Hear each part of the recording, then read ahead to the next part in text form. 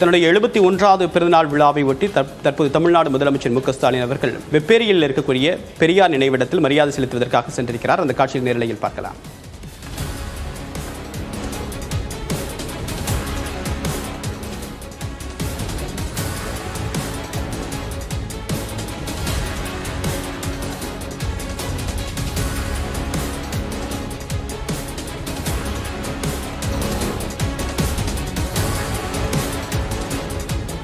முதலமைச்சர் மு.க.ஸ்டாலினுடைய 71வது பிறந்தநாள் விழாவை ஒட்டி பல்வேறு அரசியல் கட்சி தலைவர்கள் அவருக்கு வாழ்த்து தெரிவித்த வண்ணம் இருக்கிறார்கள். இந்த நிலையில் அவருடைய ஒவ்வொரு பிறந்தநாள் விழாவின் போதும் அண்ணா நினைவிடத்தில் மரியாதை செலுத்துவது வழக்கம். அந்த வகையில் தற்போது அண்ணா மற்றும் கருணாநிதி நினைவிடங்களில் மரியாதை செலுத்திய பிறகு தற்போது வெப்பேரியில் இருக்கக்கூடிய பெரியார் நினைவிடத்தில் மரியாதை செலுத்தி வரக்கூடிய இந்த காட்சி நிலையில் பார்க்கிறோம். இதற்கு அடுத்ததாக திமுகவுடைய தலைமை அலுவலகம் அமைந்திருக்கூடிய அறிவாலயத்தில் தொண்டர்களையும் நிர்வாகிகளையும் சந்தித்து வாழ்த்து பெற இருக்கிறார். அந்த காட்சியை நேரலையில் பார்க்க இருக்கிறோம்.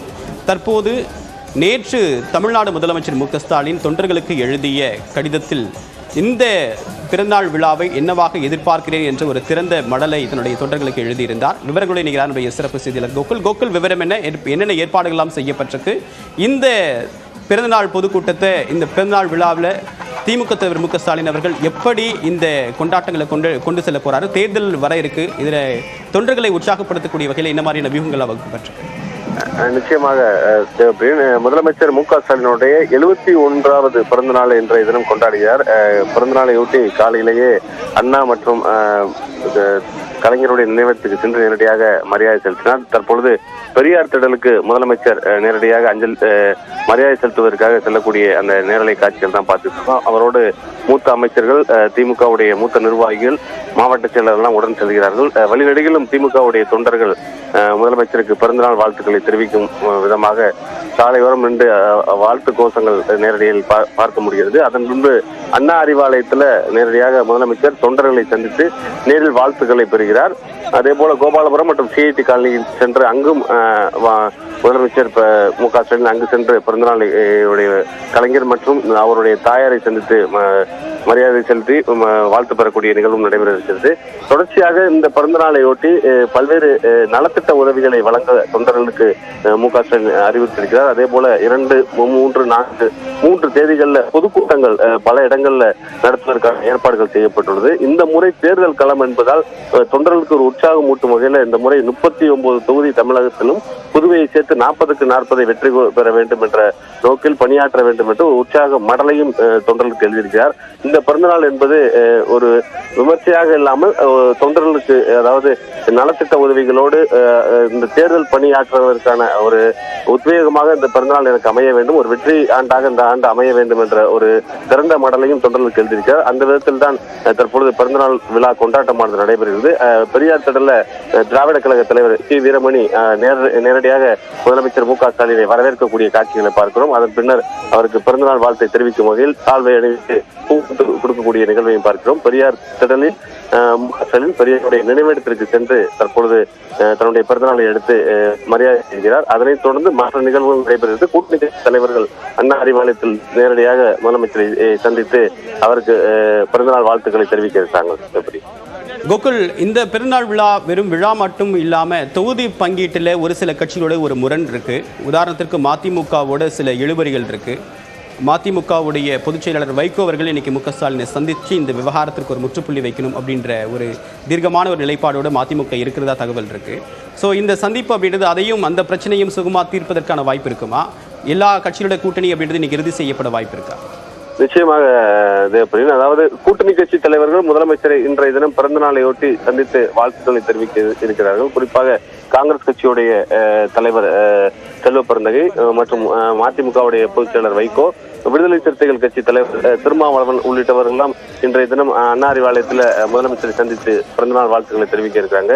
இந்த 3 கட்சிகளுக்கும் இன்னும் கூட்டணி பேச்சுவார்த்தையில் ஒரு இழுபறி நீடித்து வருகிறது. குறிப்பாக மதிமுக திமுகவை பொறுத்தளவு தொகுதி பங்கீட்டு குழுவினை சேர்ந்தவர்கள் தான் இதுவரை பேசியிருக்கிறார்கள்.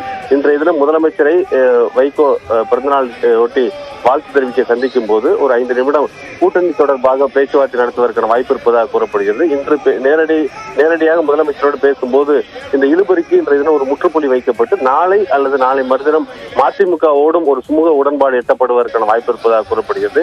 ஏறக்குறைய விடுதலை சிறுத்தைகள் கட்சி திருமாவளவனும் இன்றைய தினம் முதலமைச்சரை சந்திக்க இருக்கிறார். அப்போது அவரும் சில நிமிடங்கள் பேசுவதற்கான வாய்ப்பு இருப்பதாக கூறப்படுகிறது. இன்றைய தினம் உடன்பாடு கையெழுத்தாக விட்டாலும் ஒரு முடிவு எட்டப்படுவதற்கான வாய்ப்பு இருப்பதாகவே கூறப்படுகிறது.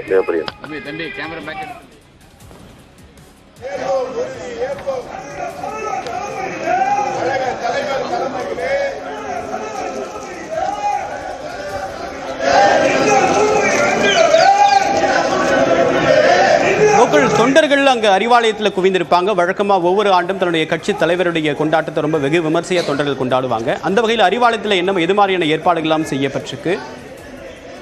நிச்சயமாக இதன் பின்னர் அண்ணா அறிவாலயம் கலைஞர் அரங்கத்துல முதலமைச்சர் மு க ஸ்டாலின் திமுகவுடைய நிர்வாகிகள், தொண்டர்கள் மற்றும் கூட்டணி கட்சி தலைவர்களை சந்தித்து பிறந்தநாள் வாழ்த்துக்களை பெற இருக்கிறார். அதற்கான ஏற்பாடுகள் எல்லாம் செய்யப்பட்டிருக்கிறது. அண்ணா அறிவாலயம் கலைஞர் அரங்கத்துல ஏற்கனவே கிட்டத்தட்ட ஆயிரக்கணக்கான தொண்டர்கள் வந்தாலும் அதற்கான வசதிகள் எல்லாம் ஏற்பாடுகள் எல்லாம் செய்யப்பட்டிருக்கிறது. தொடர்ந்து அப்போது தொண்டரிடம் பேசுவதற்கான வாய்ப்பு இருப்பதாக கூறப்படுகிறது. முதலமைச்சர் மு க ஸ்டாலின் இந்த தேர்தலை பணியை உற்சாகப்படுத்தும் வகையில் தன்னுடைய பிறந்தநாளை ஒட்டி சில நிமிடங்கள் பேசுவதற்கான வாய்ப்பு இருப்பதாக கூறப்படுகிறது. தேசிய தலைவர்கள் எல்லாம் முதலமைச்சருக்கு வாழ்த்துக்களை தெரிவித்து வருகிறார்கள். குறிப்பாக பிரதமர் நரேந்திர மோடி, காங்கிரஸ் கட்சியுடைய அகில இந்திய தலைவர் மல்லிகார்ஜுன கார்கே உள்ளிட்டவர்களும் வாழ்த்து தெரிவித்திருக்கக்கூடிய நிலையில் இந்த பிறந்தநாள் என்பது ஒரு தேர்தல் ஆண்டாக இருப்பதால் ஒரு வெற்றி ஆண்டாக அமைய வேண்டும் என்ற நோக்கில் அந்த கலைஞர் நினைவிடத்தில் கூட உழைப்பு உழைப்பு உழைப்பு என்ற ஒரு தாரக மந்திரம் போன்று முதலமைச்சருக்கு வாழ்த்து தெரிவிப்பது போன்ற ஒரு மலர் அலங்காரம் எல்லாம் செய்யப்பட்டிருக்கிறது. அண்ணா அறிவாலயத்துல காலை முதல் மாலை வரை முதலமைச்சர் மு க ஸ்டாலின் தொண்டர்களை சந்தித்து வாழ்த்துக்களை பெற இருக்கிறார். விமர்சையாக இந்த பிறந்தநாளை கொண்டாடவிட்டாலும் நலத்திட்டங்கள் வழங்கி பொதுக்கூட்டங்களை நடத்தி தற்போது தமிழக அரசுடைய சாதனைகளை விளக்கி இந்த பொதுக்கூட்டத்தில் பேசி தேர்தல் பணியை தீவிரமாக நடத்தி வெற்றி ஆண்டாக அமைய வேண்டும் என்ற நோக்கில் இந்த பிறந்தநாள் கொண்டாட்டம் அமைய வேண்டும் என்று ஏற்கனவே முதலமைச்சர் மு க ஸ்டாலின் தொண்டர்களுக்கு ஒரு வேண்டுகோளாக விடுத்தது குறிப்பிடத்தக்கது.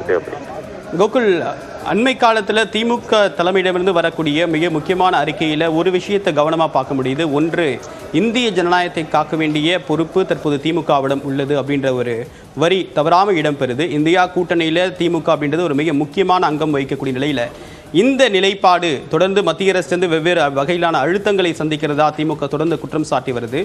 அது அரசியல் ரீதியாகவும் சரி, நிர்வாக ரீதியாகவும் சரி.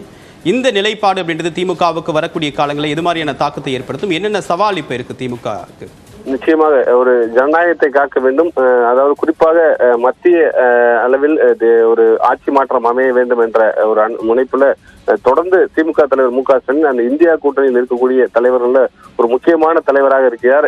தமிழகத்தை பொறுத்தளவு மற்ற மாநிலங்கள்ல கூட்டணிகள்ல சில பிரச்சனைகள் இருந்தாலும் தமிழகத்தை பொறுத்தளவு பெரிய அளவில் எந்த பிரச்சனைகளும் இல்லாமல் இந்தியா கூட்டணியை அரவணைத்து செல்லக்கூடிய ஒரு தலைவராகவே மு க ஸ்டாலின் இருந்து வருகிறார்.